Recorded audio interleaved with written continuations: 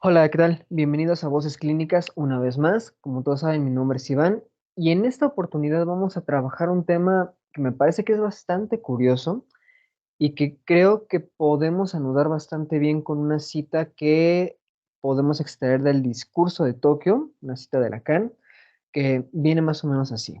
Nos dice, en eso estamos todos. Hay una manera de escuchar que hace que no escuchemos nunca más de lo que ya estamos habituados a escuchar, ¿no?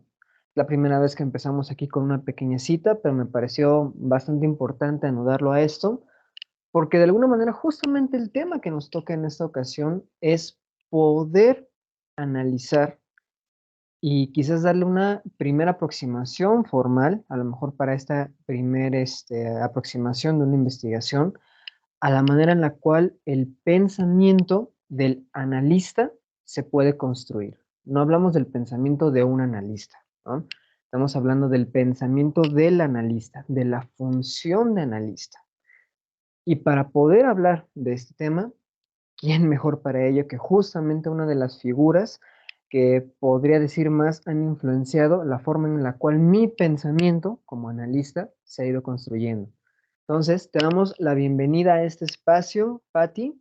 Estamos aquí con Patricia Horta, analista y supervisora del equipo de Invención de la Mente AC. Y bueno, también trabaja en otras instituciones de carácter privado. ¿Cómo has estado, Patti? Hola Carlos, pues muy bien y de verdad muy contenta por compartir nuevamente contigo un espacio. Evidentemente esta cita de Lacan vino a unirse perfectamente con varias ideas que yo he tratado de construir y también ideas que pues lejos de ser una construcción totalmente mía, es también la investigación que yo he realizado a partir de conocer precisamente cómo otros analistas se han acercado a este tema, qué enfoque le dan. Y pues también muy agradecida por la presentación que me das. Creo que algo muy particular y que incluso podría ser como una manera de iniciar el tema es la horizontalidad. Tú y yo sabemos en qué contexto nos conocimos, ¿no? Pero creo que una de las gratas experiencias que yo tengo al convivir con eh, psicólogos, psicoterapeutas que comparten el gusto por el psicoanálisis es esta sensación de horizontalidad que para mí es algo que yo disfruto mucho porque pues obviamente a la inversa yo también te ubico y te reconozco como alguien que ha sumado a mi conocimiento. Gracias, Pati. Y justamente ahorita que vas mencionando esta manera de ir conectándote con otros terapeutas, creo que esta investigación que justamente vas colocando en la mesa, bueno, y que vamos a hablar un poquito abierto en este video, justamente se trata un poco de no solamente llevar la teoría, sino un poco de cómo se vive de alguna manera ese lugar, ¿no? Entonces, me gustaría que pudiéramos ir entrando en materia. Justamente esta investigación está en un texto que me ibas compartiendo, em, y me llamó mucho la atención que por lo menos la construcción de este pensamiento ya lo empiezas a poner en tres tiempos o quizás en tres etapas de construcción, ¿no? Y tú me vas a decir un poquito cómo lo vas construyendo. Em, pero antes quizás de entrar justamente a estas etapas, me gustaría que pudiéramos introducirnos por de qué forma estamos quizás pensando o tratando de delimitar justamente el tema del pensamiento del analista, ¿no? ¿A qué nos referimos con este concepto que intentas trabajar? Claro, pues de hecho al inicio abordar este tema parecía muy ambicioso.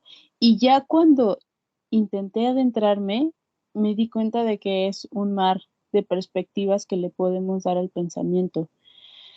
Eh, bueno, pues nos podemos ir incluso desde las teorías cognitivas y que creo que quedan muy claras en conceptualizar el pensamiento como precisamente este fenómeno cognitivo y cultural, y social, e individual, pero pensar en el pensamiento psicoanalítico me parece que es romper esquemas y enfrentarte a formas de pensamiento de las cuales aparentemente conoces y vives, pero como bien la cita con la cual inicias de Lacan expresa que llega un momento en donde hay ciertos escenarios o espacios de la mente que quedan fuera de nuestra perspectiva, que dejamos de hablarlos, pero que no desaparecen, que incluso van conformando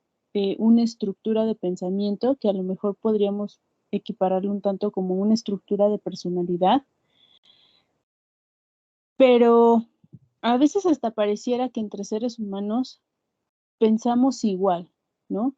Yo puedo hablar del clima contigo y desencadenar una conversación en donde, pues, acá llovió y acá también, y acá más temprano que de este lado, y eso al final de cuentas, esas conversaciones cotidianas nos dejan una sensación de que a lo mejor todos somos iguales, de que todos pensamos lo mismo, de que todos vivimos lo mismo, pero cuando ya se trata de adentrarnos a, a las profundidades de nuestro pensamiento, pues podemos encontrar desde aspectos que pues neuróticamente reprimimos hasta aspectos que a lo mejor han quedado como huellas némicas, ¿no? Precisamente uno de los conceptos básicos de Freud, y que aparentemente son recuerdos y son sucesos de hace mucho tiempo, pero que cuando te tomas el tiempo para desmenuzar, para detallar toda una historia, toda una construcción del pensamiento de acuerdo a cada persona, vas dándote cuenta que un evento tiene todavía un impacto en uno mismo. Y entonces es ahí donde las diferencias individuales pues empiezan a ser más claras entre unos y otros. Entonces, eso por una parte. Ahora, conocemos varios autores del psicoanálisis, varias escuelas del psicoanálisis, la escuela inglesa, la francesa, la clásica freudiana, este, la contemporánea, etcétera. Sin embargo, pues una particularidad de cada uno de estos autores es que, aunque todos hablan del inconsciente, lo hablan de una manera bien distinta. Y eso te permite darle luz a la mente de una manera muy distinta. No llegas con la misma perspectiva a una sesión si acabas de leer a Klein, así acabas de leer a Freud, así acabas de leer a Lacan. Y es también como ir identificando que, o no sé si a ti te pasó, Carlos, pero de pronto ya cuando estás adentrándote en el estudio del psicoanálisis, sabes que avanzas, sabes que vas abstrayendo cada vez más conceptos, pero al mismo tiempo te vas dando cuenta que hay muchos otros que no conoces. Entonces, identificar este mar de explicaciones que ofrecen los distintos pensadores del psicoanálisis es tener conciencia de que a lo mejor teóricamente uno solo no lo va a abarcar todo, no nos va a alcanzar la vida. Sin embargo, el saber que existen otros que piensan distinto, que alumbran distinto a la mente, es parte del ejercicio cotidiano que precisamente por ser cotidiano va forjando un pensamiento particular en quien decide dedicarse al psicoanálisis. Entonces, hablar de pensamiento profundo, que es pues una de las grandes ambiciones del psicoanálisis, pues a lo mejor se dice fácil, pensamiento profundo, y uno se queda como con una idea general de qué es profundidad, no sé, te imaginas el mar, te imaginas la profundidad de un bosque, tienes referentes némicos, tienes imágenes que te ayudan como a entender qué es la profundidad, pero ya cuando se trata buscar una profundidad en el pensamiento, es toda una experiencia en donde cada paso que das pareciera que haces consciente algo y que la profundidad a veces se pierde. Como que hay momentos en donde uno llega a sintetizar tanto que da la apariencia que uno ya llegó a ese punto final de esa profundidad, pero en realidad no es así. Hasta cierto punto son hasta como descansos, porque obviamente nos volveríamos locos si en una noche, si en una semana nos dedicamos a estudiar psicoanálisis, no, imagínate qué locura, ¿no? Entonces, hay momentos en donde las ideas a lo mejor se pueden llegar a sintetizar, uno puede llegar a tener la noción de que ya comprende la profundidad de la mente, que ya comprende la profundidad de lo que quiso decir tal o cual autor, pero en el camino te vas encontrando otra cosa y otra cosa y otra cosa. Entonces creo que el explicarlo de esta manera ha sido como la principal motivación para ir construyendo este texto, esta serie de ideas, eh, en donde pensar profundo a veces va más allá como de imaginar que tú solito vas con una lámpara alumbrando la oscuridad. No, en realidad hay un gran equipo de por medio. Y creo que ahí viene un elemento importante en lo que yo he construido de lo que es el pensamiento profundo. Y es saber que vas acompañado. Que vas acompañado incluso de eh, la educación que recibiste de tus papás, de tu historia personal, de tus objetos internos. Vaya que para mí la noción de las relaciones objetales ha sido como lo que más me ha atraído del psicoanálisis y que además dentro de estos objetos eh, te puedes llegar a encontrar un profesor, un compañero, un paciente, que de hecho es como otra perspectiva y otro giro que llegué a encontrarle en esta intención de entender el pensamiento profundo. Es decir, bueno, disculpa si hago como un salto de tema, pero creo que va unido. Eh, no sé si has escuchado, lo más seguro es que sí, es que una de las críticas que se le hace a la terapia psicoanalítica, perdón, es que hay una imagen de un médico que sabe todo y un paciente que no sabe nada y entonces el médico le va a compartir de su saber porque el solicitante, el paciente, el analizado no lo sabe. Esa es como una perspectiva muy superficial del psicoanálisis y que de hecho hay enfoques terapéuticos que precisamente le critican esto, ¿no? Eh, Recuerdo mucho esta crítica que hace el modelo sistémico al psicoanálisis, sobre todo cuando el modelo sistémico empieza a ubicar la terapia basada en soluciones, es que es el paciente el que sabe, es el que sabe cuál es su problema, por lo tanto sabrá cuál es su solución y por lo tanto, pues el analista que viene y que le dice mágicamente que los problemas vienen porque el niño de niña se enamoró de su mamá y de su papá, pues, ¿qué le pasa, no? O sea, ¿de dónde se saca tal idea descabellada? Y bueno, esa es una crítica al psicoanálisis, pero creo que la experiencia de estudiar el psicoanálisis te da la perspectiva contraria, porque el saber del paciente tiene un peso fundamental en el momento analítico. Porque vaya, o sea, cuando hablamos de psicoanálisis y lo conocemos superficialmente y decimos, es que psicoanálisis es hablar de tu complejo de Edipo y que cuando eras niño te enamoraste de tu mamá, de tu papá, este, etcétera, pues es nada más tener una noción muy superficial en donde no es que Freud se haya sacado de la manga, es que yo creo que el problema es que usted estuvo en tal situación edípica y por eso tiene problemas interpersonales. Es como hablar de un problema muy separado. Y no, o sea, el punto es que sí hay toda una construcción de argumentos que te hacen entender que del punto A se llega al punto B. Y es que uno en análisis, cuando escucha al analista, al analizado, perdón, incluso cuando uno es analizado, no es que inmediatamente se lance el comentario de, es que de chiquito o de chiquita a ti te pasó esto, no, eso es como una conceptualización muy absurda del psicoanálisis.